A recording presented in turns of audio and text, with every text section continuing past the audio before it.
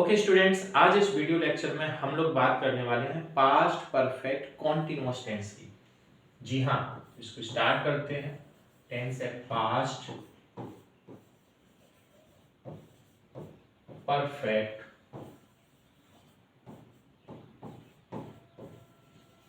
Continuous tense. अगर मैं बात करूं इसके पहचान की, तो पास्ट का हिंदी अर्थ होता है था, और परफेक्ट कॉन्टिन्यूअस अगर एक साथ आता है तो इसका हिंदी अर्थ होता है रहा प्लस टाइम। तो जब हम इन दोनों को इकट्ठा करेंगे, मिक्स करेंगे, तो इसकी जो पहचान निकल के आएगी वो निकल के आएगी रहा था,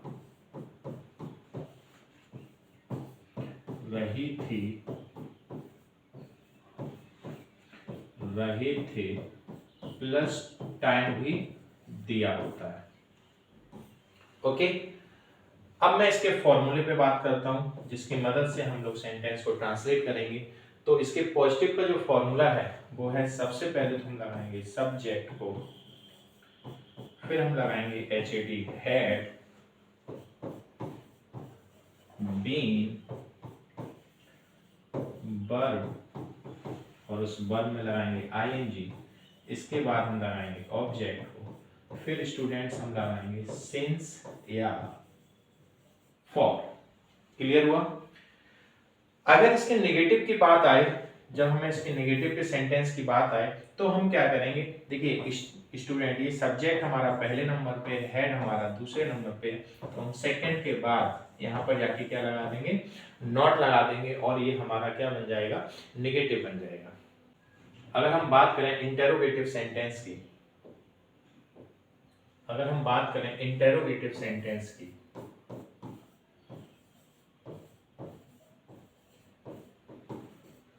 तो इंटेरोगेटिव सेंटेंस में आपको पता है दो कंडीशन होती हैं। पहली, जब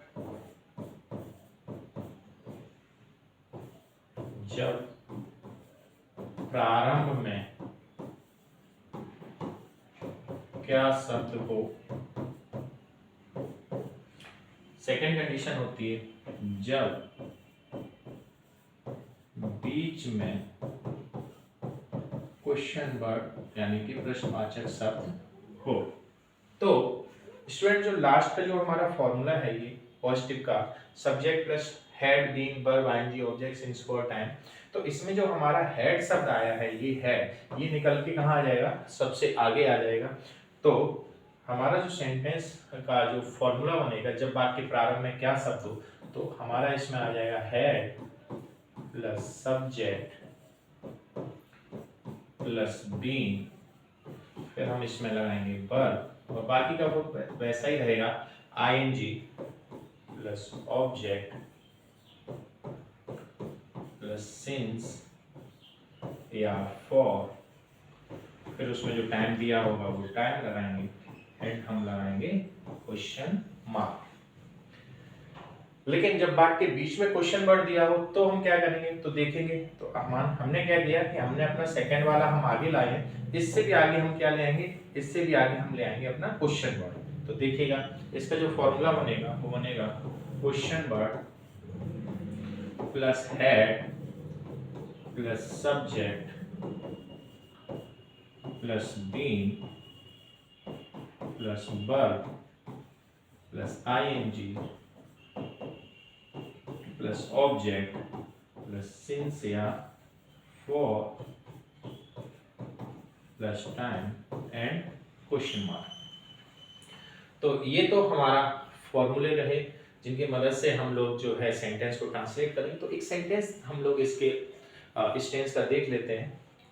चलिए, सीमा 2 घंटे से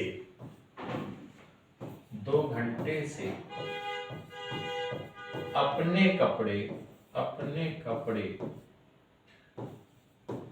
धो रही थी। सीमा 2 घंटे से अपने कपड़े धो रही थी। आप देखेंगे गौर से, रहा था, रही थी प्लस 2 घंटे से, यानी कि इसमें रहा था, रही थी के साथ में क्या दिया गया है? टाइम भी दिया गया है, तो ये पास्ट परफेक्ट कंटिन्यूअस का हुआ।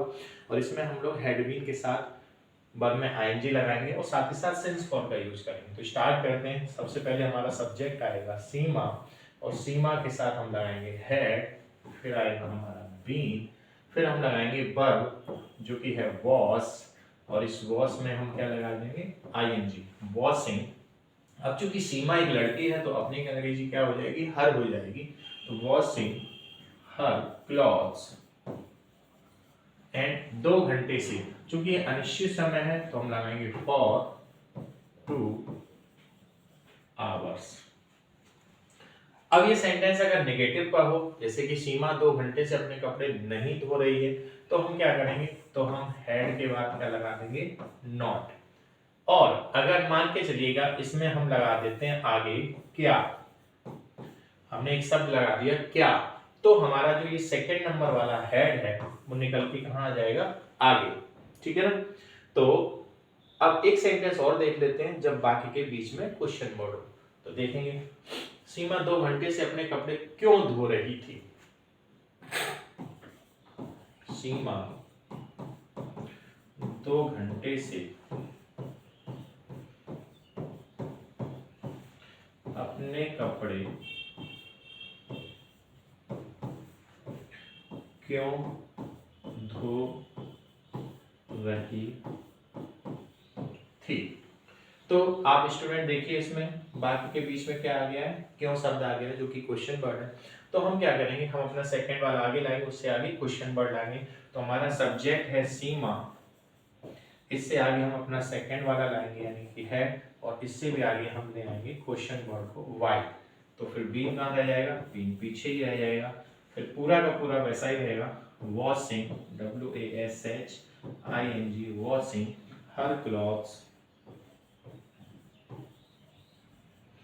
for 2 hours and question mark.